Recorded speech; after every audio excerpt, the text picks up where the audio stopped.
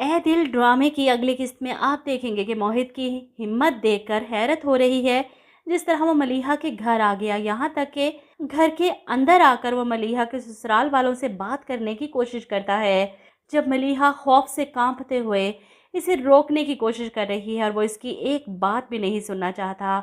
बहुत बड़ा सबक है ऐसी लड़कियों के लिए जो शादी से पहले मोहब्बत जैसी फजूलियात को अपनी ज़िंदगी में जगह देती हैं और फिर मलीहा की तरह ही सारी ज़िंदगी डर डर कर गुजार देती हैं।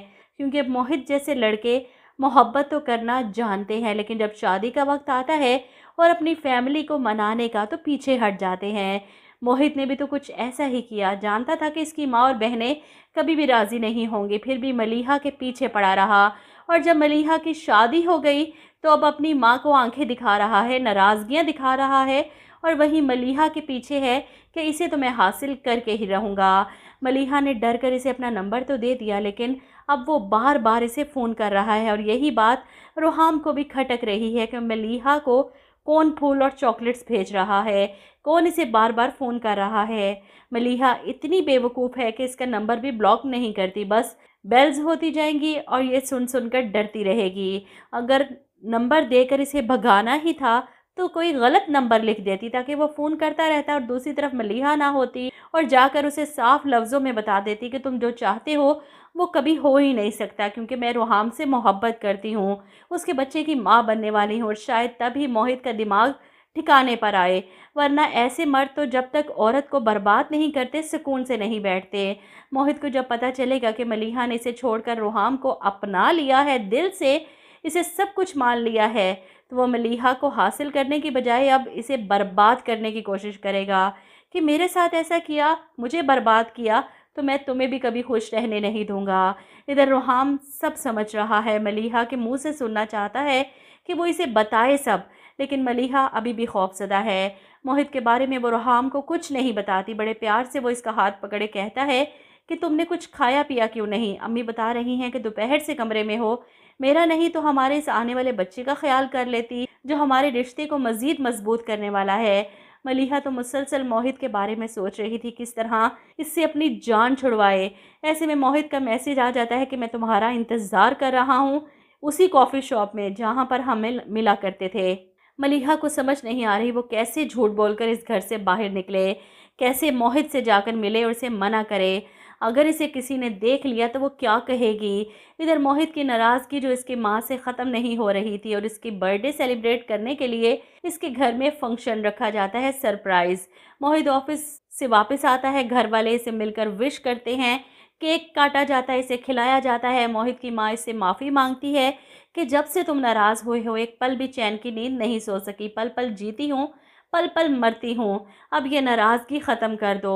वहीं दूसरी तरफ सना के साथ तो बहुत बुरा हो रहा है। कबीर की बातों में यकीन करके वो अपने बाप से मिलने हॉस्पिटल नहीं गई, ये बहुत बुरा किया इसने। इसके माँ बाप चाहे इसके साथ कुछ भी कर लेते, इस वक्त इसे अपने बाप के पास होना चाहिए था। और जब इसकी माँ इसे फ़ोन करके बुलाती हैं तो कबीर मना कर देता है कि तुम इस घर से बाहर कदम नहीं रख सकती।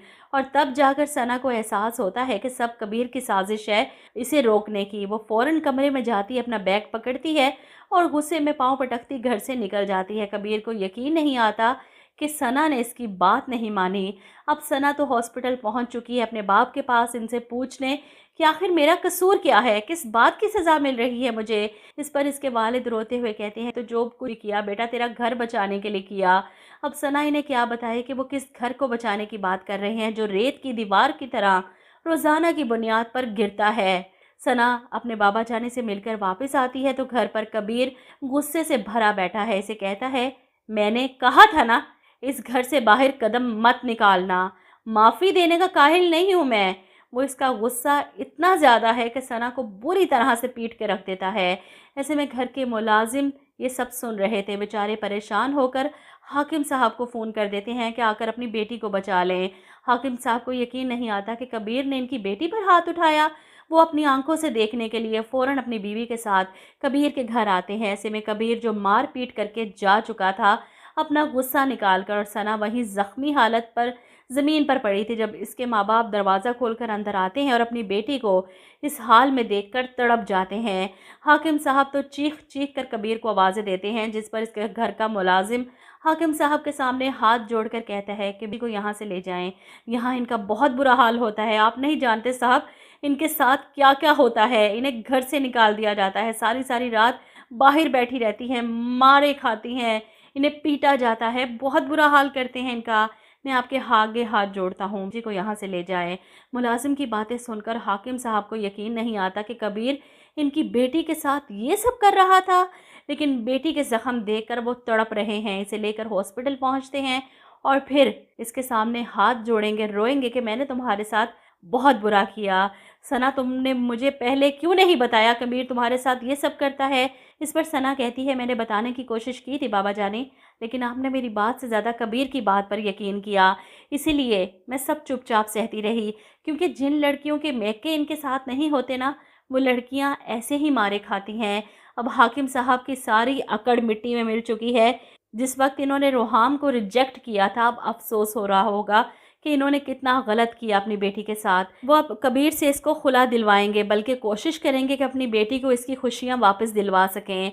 रोहाम से मिलेंगे, इससे माफ़ी मांगेंगे और तब तक रोहाम और मलीहा के बीच भी गलत फहमियाँ इतनी बढ़ जाएंगी मोहित की वजह से कि रोहाम मलीहा को घर से निकाल चुका होगा।